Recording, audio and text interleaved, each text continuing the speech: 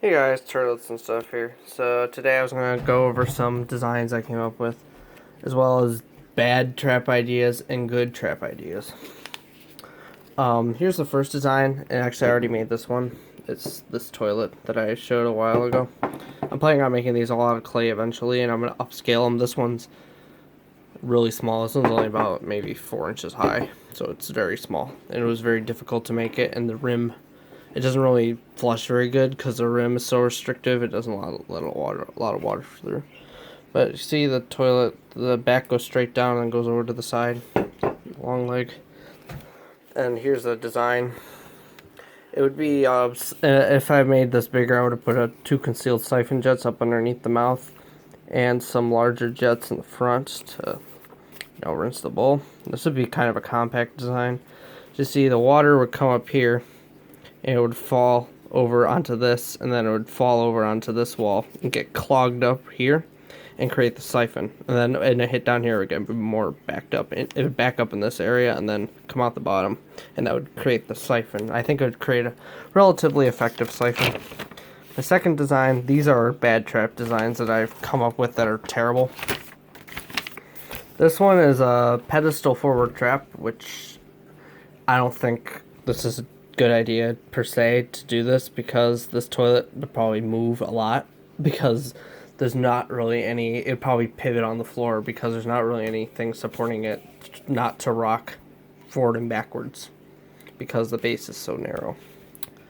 But anyway, if you need a super compact toilet, this would be a wall mount tank toilet, and the base would only be about maybe 10, 12, maybe a foot at most long.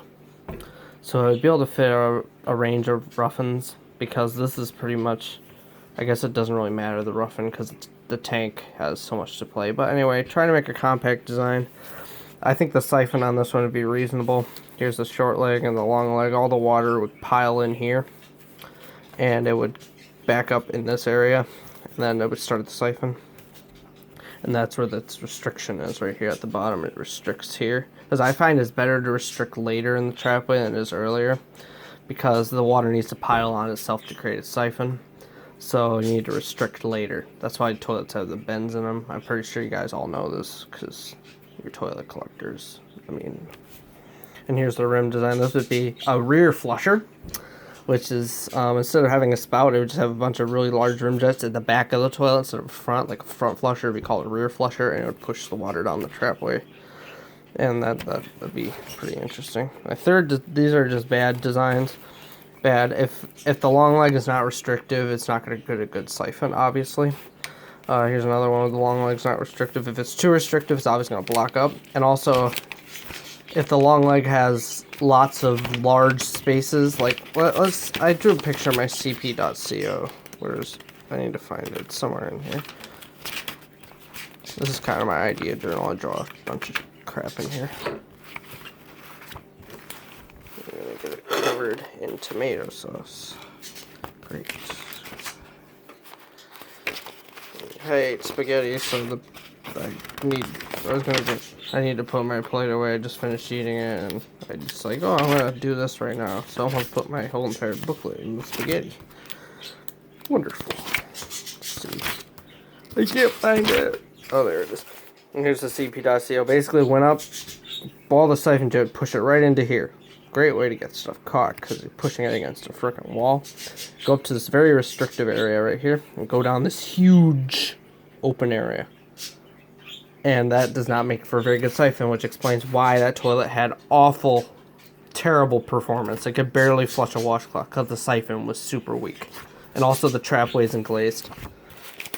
Whenever you make a toilet, you always want to glaze the trapway. Give a smooth surface to write on.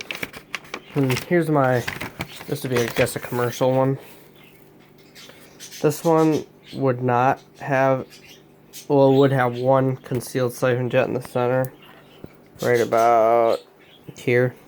It'd be quite large, too.